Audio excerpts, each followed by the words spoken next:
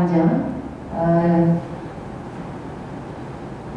Rencana rapat ini kami sudah lakukan ya Pak, dengan Pak Kaum pertama di rumah saya.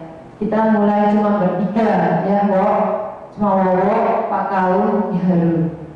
Hari ini kita mulai ya, walaupun tidak 30 seperti ditargetkan, lumayan ya. Jadi ada perkembangannya. Itu tentang rapat yang ini mengenapa kedua.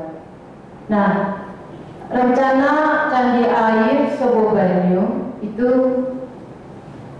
dulu ini cerita sedikit ya. Jadi dulu waktu baru di Temanggung itu sering dengar ya Pak Sri ya, terus Pak Kaum, Wowo ya, terus ibu-ibu yang sering saya ketemuin di lereng-lereng gunung. Kendalanya itu yang saya selalu di telinga saya itu air gitu. Nah, dulu itu sudah memang terpikir, oh apa yang Haru bisa lakukan gitu ya untuk Wong Sindoro Sumbing. Ternyata tahun 2022 rencana itu lebih cepat dari yang saya prediksikan. Dulu rencana saya itu 2 tahun lagi gitu, karena ya memang mau tumbuh ini gitu ya, seperti rencana yang saya pikirkan. Nah, saya sangat bersyukur saya rasa juga bisa akhirnya sampai terbentuk ini semua tim, sampai teman-teman Pak Gede dari Bali ya, sampai belum tidur. Ini pesawat jam 4 pagi gitu dari Bali. Itu benar-benar kita sangat berterima kasih ya. Ada teman ternyata yang jauh masih memperhatikan kita di sini di gunung. Nah, inilah yang cerita sedikit tentang RTCAS ini. Jadi berawal dari itu. Jadi saya mendengar, terus habis itu apa yang bisa dilakukan?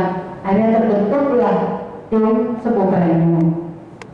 Nah, sekilas tentang Sobobanyu, nanti ada di belakang tentang namanya kita jelaskan. Jadi ini adalah embung yang rencananya akan dibangun di masing-masing desa itu satu. Itu rencananya Pak. Nah, itu tentang lokasi kita kan belum ya. Jadi, tapi embungnya ini bukan hanya sekolah air, tempat penampung air habis itu udah gitu, enggak. Jadi ini ada sistemnya Pak. Jadi ada organisasinya.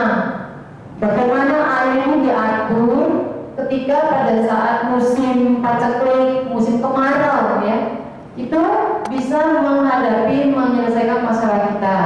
Nanti kan diatur oleh para ahli, pintu-pintu mana, pompa apa dan sebagainya, dipikirkan semuanya. Sehingga targetnya kita bukan lagi petani mengambil air di embung. Jadi itu Romo Peter, informasi yang sekarang terjadi, penduduk di desa Sindoro Sumbing mengambil air pakai tangki, ya Pak Kaum ya, pakai mobil bawa tangki.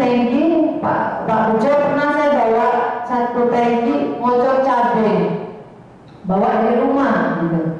Jadi kita harap nanti bukan begitu sistem pertanian, harusnya air yang bisa diatur, itu harapan kita seperti itu. Makanya perlu ada sistemnya.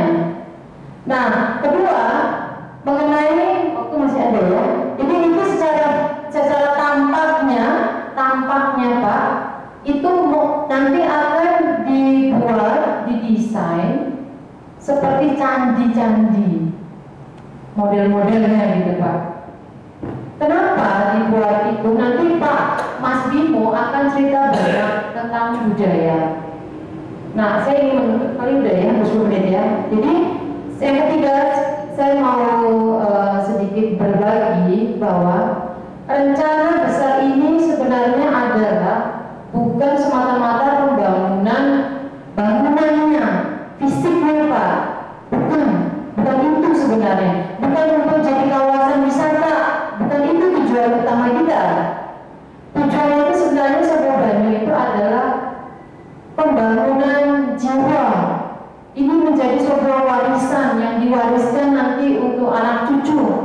Jadi air ini kan kebutuhan vital manusia. Jadi ini dirayakan oleh sampai generasi-generasi Sindoro Sumbing gitu Pak. Kenapa itu dibuat candi? Supaya ada peringatannya Pak. Jadi kita nanti di sana bisa ada acara-acara budaya, acara-acara kesenian, sehingga itu dipelihara secara otomatis oleh anak cucu kita nanti Pak. Jadi sekilas saya rasa itu nanti dijelaskan lagi oleh Mas Bimo tentang lebih dalam tentang budaya dan sebagainya. Terima kasih Pak Untung, Pak Mas Bejo.